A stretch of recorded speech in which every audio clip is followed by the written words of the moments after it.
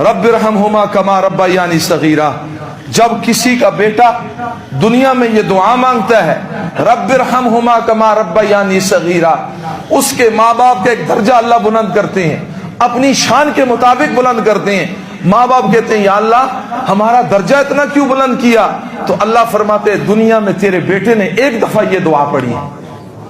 इस दुआ को जरा आज समझो, ये दुआ है क्या?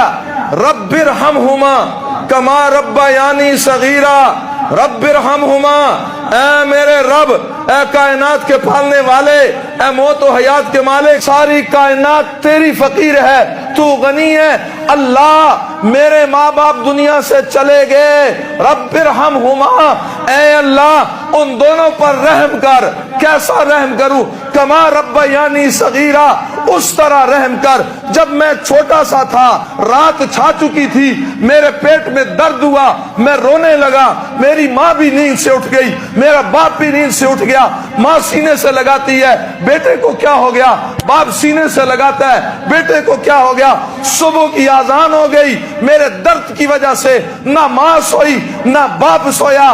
सर्दी का मौसम था, जाड़े का मौसम था, मैं अपनी माँ के पास छोटा सा बच्चा सोया हुआ था, मेरा पेशाब निकल गया, मैं रोने लगा। माँ बेदार हुई, उसने देखा मेरे बेटे ने पेशाब कर दिया, फौरन उसने मुझे साफ किया, खुश्क कपड़े पहनाए, और जगह नहीं थी, मुझे खुश्क जगह पे डाला।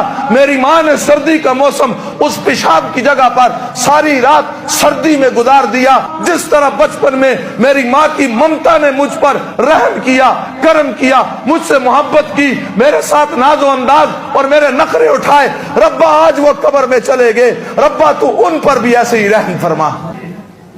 अल्लाह बूढ़ी हड्डियां लेकर आगे, गुनाह आलूद बदन लेकर आगे, मैं दुआ करता हूं उन्हें गुनाह में ना देख, पाक और साफ कर दे।